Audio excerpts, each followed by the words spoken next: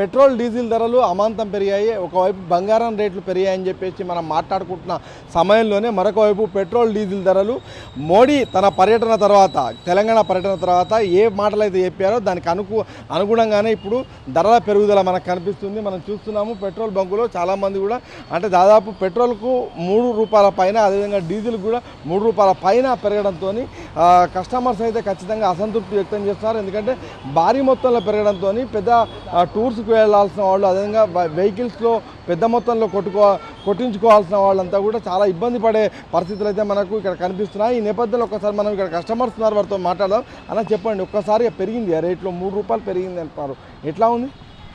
అంటే ఇప్పుడు మనం చూసుకున్నట్టయితే ఒకటేసారి ఇది అంటే ఒక్కొక్కసారి ప్రతిసారి ₹1 ₹2 పెరిగేది ఇప్పుడు ఒకటేసారి ₹3 పెరిగేసరికి మధ్యతరగతి వ్యక్తులు కావచ్చు, తర్వాత ప్రైవేట్గా జాబులు చేసుకునే వారికి ఇది చాలా భారంగా ఉంది.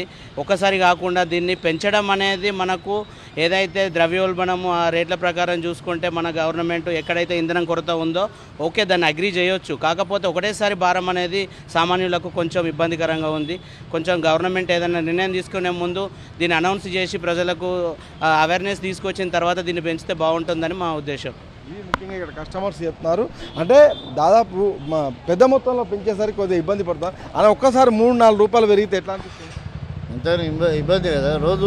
రోజువారీ జీవితం లోపల, అడవిడి జీవితం లోపల ఒక ₹3 పెరుగుడు అంటే చాలా ఇబ్బందిగా ఉంది, తగ్గించాలి.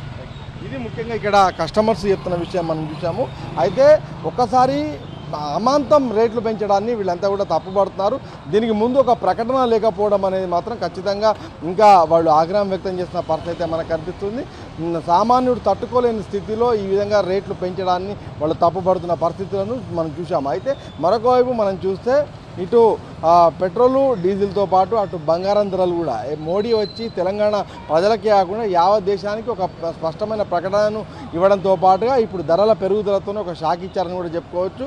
దీంతో మొత్తంగా ప్రజల్లో మాత్రం ఉన్నపళంగా రేట్లు పెంచడం పైన ఒక అసంతృప్తి, ఆగ్రహం అయితే వ్యక్తమవుతుంది.